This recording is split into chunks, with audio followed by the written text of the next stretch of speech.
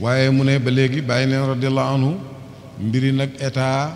ak réew nuñ koy amee yàlla nga ko jàngalee ci laaye ci laaye boo xam ne ma ngi ci àla imran de fa bima rahmatin min allahi linta lahum walaw kunta fazzan ghalidha alqalbi lam faddu min hawlik fa'fu anhum wastaghfir lahum wa shawirhum fi al-amri fa idha azamta fatawakkal ala allah mu ne laaye jooju noonu moo jàngale état nuñ koy amee bu ci njëkk mooy président bi nga xam ne moom mooy jiite foofu mu nekk koo xam ne ku nooy xol la de ku am yërmaane la koo xam ne duwul ku xiis duwul kuy lore duwul kuy dégg nga kuy fay waxanteeg ndax bu doole jooju yàlla du ko jox nit ba pare muy bugg a lor muy bugg a lor koo xam ne amul doole waaw il faut mu nekk koo xam ne ku nooy xol lay doon ku mën a jéggale la ku nekk koo xam ne dafay mel ni ki sën luñ ko sànni rek dégg nga mu àttan ko moom daal na fexe njëriñam di dem ci nit ñi waaye bu mu nekk koo xam ne dafay lore de moo tax mu wax yonent bi sallallahu alayhi wasallam ne ko bu fekkoon ne da ngaa xiis xol yow yonent bi sallallahu alayhi wasallam li ko ñu la wër ñëpp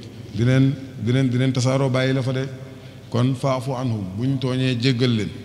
wastaghfir lahum bul yem ci loolu sax na nga leen sàkkul dégg nga leen jéggalul ci yàlla tabaaraka wa taala wa shaawirum fil amri del diisoo ak ñoom de foofu la démocratie dugg kon diisoo waxtaan ab kilifa da ngay waxtaan kon réew dañ koy waxtaanee yow kenn moomoo ko mbooloo mi ñoo ko bokk il faut nga jël xalaat yi dégg nga de ñëpp de waaw pour mën koo doxal de waaye boo xamee ne nag xam nga junne xalaat mënoo koo jël xalaat yi dafay ñëw nga jël ci ba ca gën a rafet rek su ko defee bu fekkee ne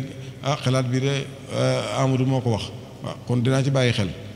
ku Yaasir moo wax ci xalaat bi dinaa ci bàyyi xel te yow benn xalaat rek nga mën a jël moo tax mu wax yonent bi sallallahu alayhi wasallam fa iza azamta boo xamee ne doggu na nag fa tawakkal Allah bul faale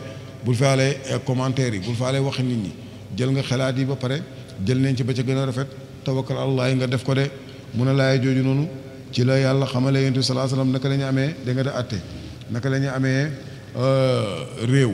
moo tax nag yàlla ne ma faratna fil kitaabi min shay'in de bàyyi mu fa dara nu ngeen amee seen état yi nu ngeen amee économique bi nu ngeen amee da ngeen di xaree nu ngeen di tabaxee réew loolu yëpp yàlla jàngale na ko da nga de ci alquran de mu ne wala takunu kalladina xaraju min diyaarihim bataran wa ria annaasi moo ngi wàcc